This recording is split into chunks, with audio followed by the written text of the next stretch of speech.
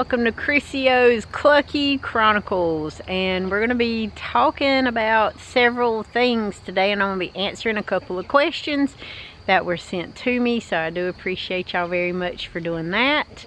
And anyway, thank y'all for all that you do.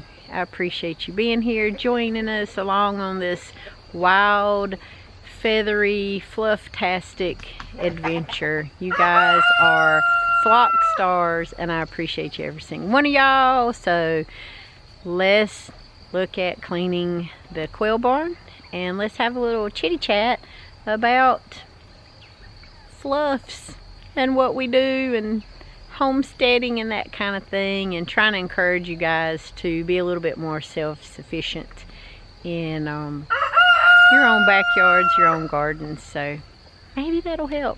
Anyway, here we go. So I almost hate to go in there and bother them, but look, we went inside to take a little break, and all the stuff that we've been sweeping out, and you see I use a snow shovel, by the way, in case you guys didn't know it, because it's so easy to rake the stuff or sweep the stuff in there. And look at them. They are having the time of their lives, just dirt bathing and dust bathing in that. Oh my goodness, they're so stinking cute. I love these little babies. But anyway, uh-oh buddy, you can't, that's not a slide. Oh, okay, you just wanted to perch. Anyway, so we're gonna go in here. We're going to clean out some things, and we're going to rearrange the quail barn in a little bit better way, so that they have more of a happier, fluff-tastic time. Aren't they just so stinking cute? Oh, I just love it. Anyway, let's get to it. Now, it is absolutely monumental to clean this barn, even though they're teeny tiny little birds, and they're so adorable and they're so sweet. They do make a mess. Now, I will say this in defense of the bobwhite quail, or, you know, because that's what I have. I don't have any other kind of quail. Oh my gosh, Jeffrey, this is a family channel. Can you not jiggle in front of everybody? Lord, freaking hussies. What? Oh, you made me lose my train of thought for these folks. Anyway, oh gosh, y'all go get a room. Okay, so when you're cleaning out your quail pen, everybody talks about how great the compost is. It is. Now, I have chicken compost, I have duck water, and duck compost. Not much duck compost because they're so freaking muddy when they have the pool in there. But all the compost still breaks down the same. It's just as rich in all the nutrients, nitrogen, and all this, the parts that you need to break this down into some really good compostable materials, make your dirt a little bit better. So we've been going here, and as you can see, we've been slowly sweeping. I do not want to step on you babies, and I really want to go into the barn. I don't want to break your ramp here. Okay, y'all don't care. Can I step over you without breaking my ankle? Maybe. Okay, we're in. Woo, Lord.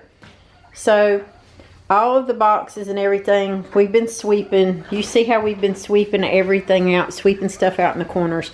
We're going to start moving some things around. I'm actually going to be building some additional quail boxes back here on along the side, so I can have more of an open barn type space. I have to take the fan out, power wash, take it apart, power wash it, and clean it again, because, they do make a feathery mess. I have pool noodles that I have to get out of here and put other places. I also have their food that's up there, their water bins. Everything has to be moved. Now, the only reason why I keep that lid right there is because when I move new babies over into here, I do use the warming light, and I move the babies in here. I have babies in the house that I will be cleaning that out and moving that over, even though I know she's got her eggies, and she's right there. And she's a little upset. It's okay, girl. I'm not going to bother you. I'm just showing them you and your eggies that you're never going to hatch. So, whenever I clean this out, put the new babies in here to get used to the quails we already have, I will take that, push it there, and then the quails can jump on top. And they can look down below here and be like, hey, who are you? How did you get here? Kind of thing, you know, introduce themselves or whatever. And if they need the light, which has to be dusted and cleaned back off again, then we'll have the light. But they can look down into there and nobody gets hurt. There's no issues. So I have been working really hard on getting all this done, because I told you in the other video we were going to have to move some things around, which we will. Quails are very communal. They love having their groups and their little family that they insist on having together, which is great. And I've got to fix their little nightclub in here. They've messed up all the stuff. And I'm probably going to remove some of these milk jugs out of here because they don't need all of those. They're only, once they start laying, they're only laying in this tub right here that you can see. And they're laying over here in the washing machine. So that's pretty much where we're at as far as that goes. But oh my gosh, just look at that. So stinking cute. Jeffrey, y'all are just so adorable.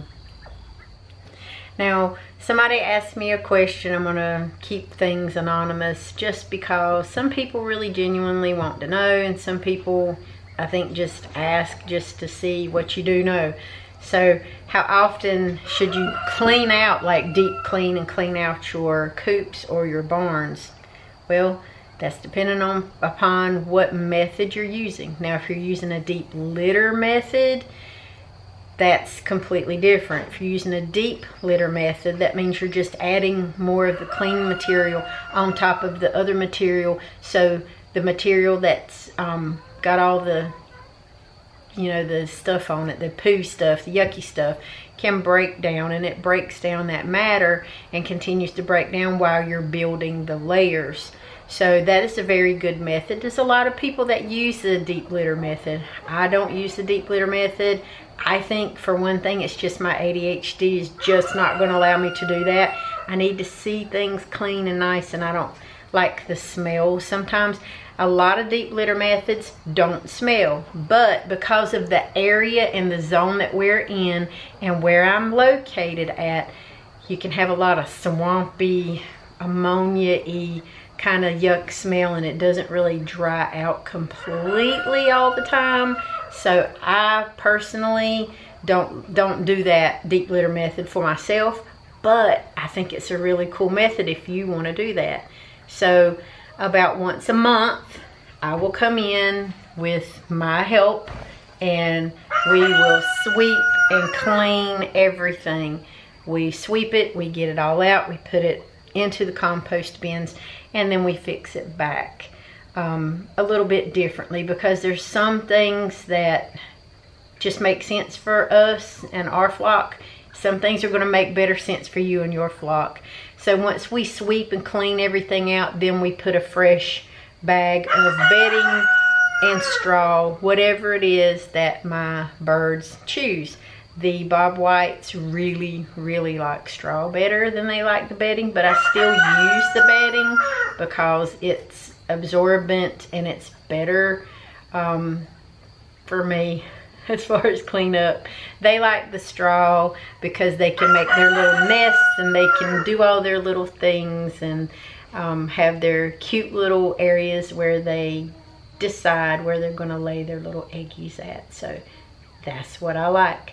Now, as far as like cleaning, I do a good cleaning once a week. So we will come in and sift through and rake out all of the nasty poo things from their boxes. And you can sift that out with just a kitty litter scooper. I mean, that's what I do. Sometimes if it's too nasty or dirty, I just take the whole box and just dump it out into the wheelbarrow, and then we put that into compost. Again, it's all like your personal preference, my personal preference, whatever you want to do, whatever I want to do, it's all cool as long as they're kept clean and they're not walking around or wallowing around or laying around in filth and pooey stuff. I mean, it's gonna work out, you know, for you for the best. But the barn, your coops, and those things will smell a lot better once you sift out all of the yuck solid material. So maybe that answers your question, and maybe that will help you out some. So we're gonna do that. We're gonna clean some more and move some things around. So just kind of join us and let's see what we can get done today. But I hope that answers your question. Do whatever you want to do. You can clean ever how you want to clean, as long as it's healthy for them and it's not overwhelmingly pooey. I've moved their feeder and their water on the inside here because at night, it's like with us, might want a drink or something. I fixed their little nightclub. If you look through the little hole here, they can go in through their little hole. And then if you look at the top view, I've taken out all the tubs except for the 3 in which they had little nests in. So I'm leaving that there. I've left this one alone. I've also left that alone. We're going to build some stuff back here and butt it up against the washing machine and go up a little bit on that wall so they can have them a nice area, kind of like the washing machine, but a little bit different. Now, we also have our sand. I'm using sand. We're going to put that in there. They have a lovely time. So, next is diatomaceous, and then we'll give them a little bit of this straw because they seem to really enjoy that. All right, Jeffries, you ready? Let's get you some sand. And then I'll leave. He has his respirator mask on, and he will do the diatomaceous, and then he will freshen up their bedding, do all kinds of stuff here. Quails are very dusty, if you haven't figured that out yet. So when we sweep and we get rid of certain things, it's good to use a filter mask. That way we can get out all the yuckies.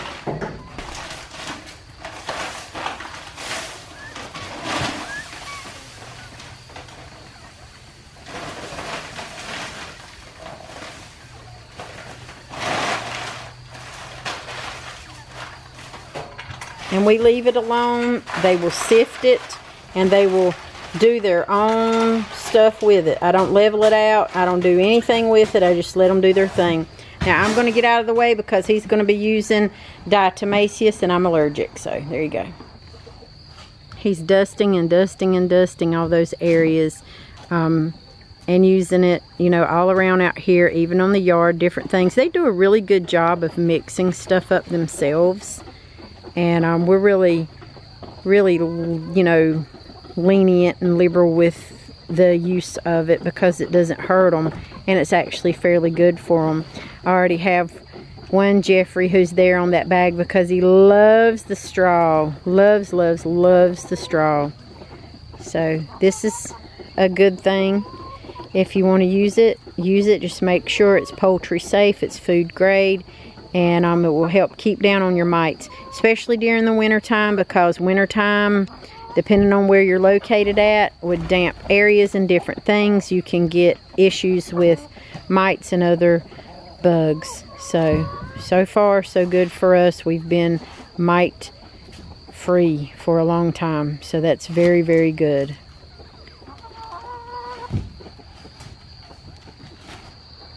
Now, while he's putting all the diatomaceous earth in, which is very safe, and it's the type that you can use as food grade, type you can use for poultry, you can use it for quail, you can use it for just about anything you need to. It helps deter any type of mites, bugs, varmints, that kind of thing. And they really love to use it as part of their pools, their dirt baths, and their pools. So we get all that stuff cleaned up, we get all that stuff sprinkled around in their bedding areas, and they will dust themselves and put all that diatomaceous under their wings and their nether regions to keep mites, bugs, pests, and all that stuff away. More so than us using some harmful like chemicals and things like that. So that's what we're doing, and I'll show you the afters. It just depends on how dusty it is in there, because I don't want to go in there if I need the respirator kind of thing, and it's hard to talk and listen with this respirator on. So if I don't show you today, I'll show you tomorrow, or on the next video I should say, and we'll just keep it moving. Well, it's still a little too dusty for me to go in there and show you anything, but you get the gist of it. Just make sure whatever bedding method you use, just make sure that you're either sifting the chunky, yucky materials out of it and putting clean materials on top if you're going to do deep litter. If you're going to do like I do and you're going to deep clean once a month and you're going to clean once a week to sift through some things, so all you got to do is make sure that it's poo free. And you've sifted through all those nasty, gross materials, and just compost it in your regular composting bin and make your compost materials just wonderful. You know, makes your dirt good, you know, right? It's like the best, you know, material that you can use to break down, and it's got all those wonderful things from your quails, your chickens, your ducks. They really do provide you with some pretty good compost. So with that being said, I heart y'all great big. I know my Jeffries appreciate y'all. I do. Thank you for subscribing. Thank you for joining us on all this crazy flocktastic fun and information. And don't forget, sign up for the monthly newsletter. Go visit us on crissyoshow.com and just check out all the family recipes that I'm uploading every week. Our photos.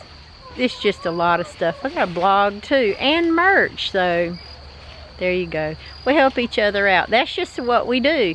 And the podcast, y'all. Don't forget the podcast. Got some wonderful guests that are going to come on there. We're going to talk about a lot of stuff. We're going to get you guys educated and informed.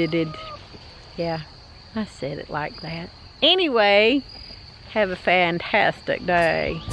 Bye.